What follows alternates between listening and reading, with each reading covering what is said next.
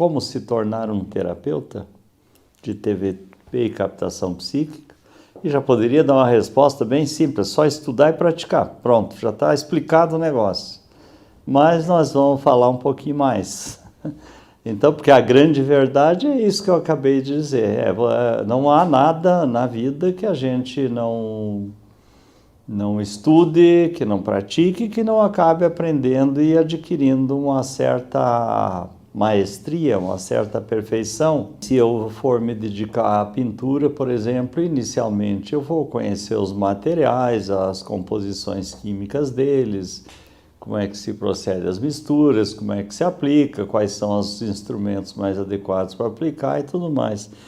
Para que eu possa me tornar um terapeuta de TVP, que é a terapia de vida passada, e a captação psíquica também é uma terapia de vida passada, só que aplicado de uma forma indireta, com a vantagem de ser através de uma pessoa altamente treinada e conhecedora do assunto, porque sempre que eu utilizar um captador psíquico, eu vou estar acessando a consciência da pessoa, acessando o psiquismo da pessoa, não a consciência. Nós temos que separar. A consciência é a ferramenta de interação com o meio, com o dia a dia. É um instrumento que se relaciona com outras consciências no plano de vigília e com o meio.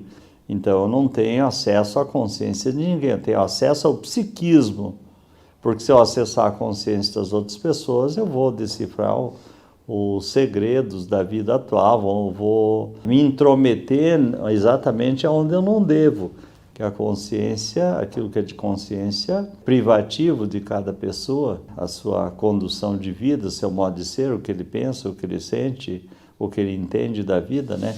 E todos nós sabemos muito bem que aquilo que nós pensamos, sentimos ou vibramos, pelo menos 50% é segredo nosso.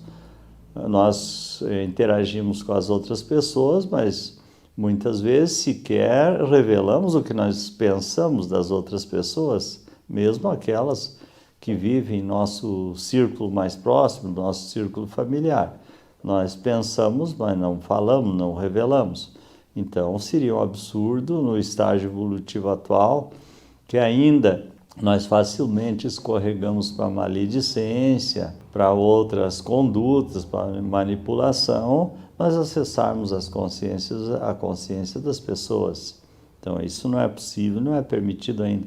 O que nós acessamos é o psiquismo, é o histórico da pessoa, através das suas personalidades múltiplas ou das suas memórias de vidas passadas, que estão causando dificuldades ou interferindo na existência atual da pessoa.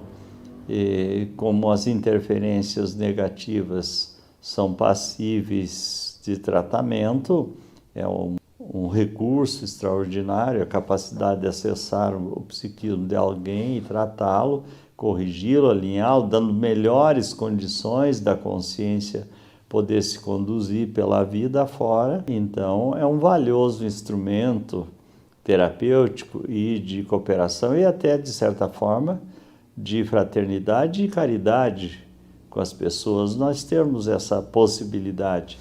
Muitas vezes se confundem os entendimentos quando as pessoas acham que se vai usar isso de forma irresponsável, inconsequente. Não é assim que as coisas funcionam. Como eu sempre digo, reafirmo, eu tenho o direito de acessar o psiquismo e tratar, independente da autorização, das pessoas que estão sob a minha responsabilidade, ou das pessoas que, porventura, estejam me criando sérios problemas, criando dificuldades e para evitar problemas maiores.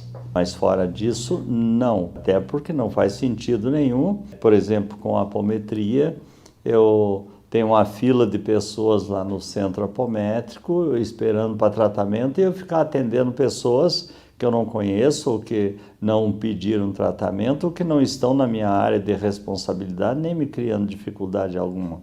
Então seria absurda a ideia de de eu fazer uma coisa desse tipo, né? Então, isso não existe. Por outro lado, muitas vezes nós temos ainda com essas técnicas um ranço do proibido, isso é mediunidade, isso não pode fazer no consultório, isso e aquilo.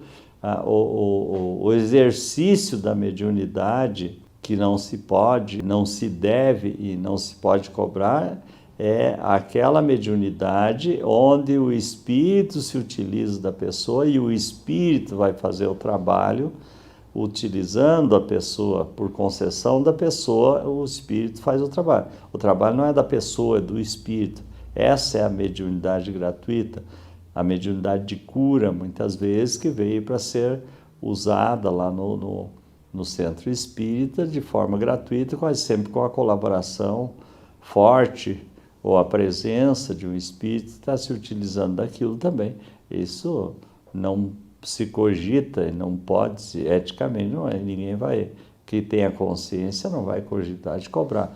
Mas existe um ranço de que tudo é mediunidade. Você desenvolve uma percepção psíquica, é mediunidade. Você usa a inteligência, é mediunidade. Então, você estudou um assunto exaustivamente, passou a entender do assunto, se esforçou para desenvolver um talento, como, por exemplo, a sensitividade psíquica, ou um entendimento, fazer uma leitura psicológica ou psíquica da outra pessoa, isso é mediunidade. Isso não é mediunidade, gente. Isso são talentos desenvolvidos pela pessoa e ninguém recebe isso gratuitamente. Aqueles que recebem isto, desenvolvem essas habilidades no astral, vêm com atribuições, é que é diferente. Então, como se tornar um terapeuta, na realidade exige estudo, muito estudo sobre o assunto. Eu nunca disse que isso é difícil, mas é trabalhoso. Dificuldade não existe para quem se determina a fazer alguma coisa. Quando você visita as grandes construções por aí, as grandes pontes, as grandes usinas, as máquinas extraordinárias, como essa maquininha aqui, que nós usamos todos os dias e não nos damos conta deste milagre extraordinário que é isso aqui. Isso aqui é fácil de fazer? É difícil? Não, não é difícil. É trabalhosíssimo. Exigiu anos e anos de pesquisa, de exercício, de tentativas, de aprimoramento. Então, é trabalhosíssimo para chegar nisso aqui. Agora, não foi difícil, alguém fez. E outras pessoas fizeram, não foi um só que fez. Então, se nós queremos aprender alguma coisa, se nós queremos desenvolver uma capacidade, uma técnica, é trabalhoso, mas não é difícil de desenvolver.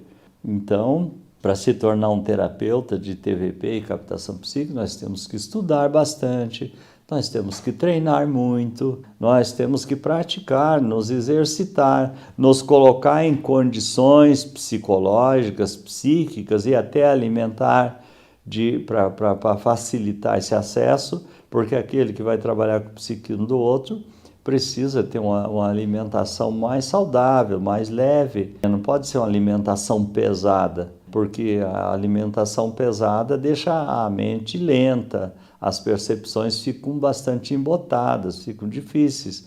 E quem quer ter uma percepção mais aguda, mais precisa, mais clara, mais afinada, precisa ter uma alimentação mais leve, precisa ter uma série de condutas aí, que são as condições necessárias para se exercer uma determinada tarefa.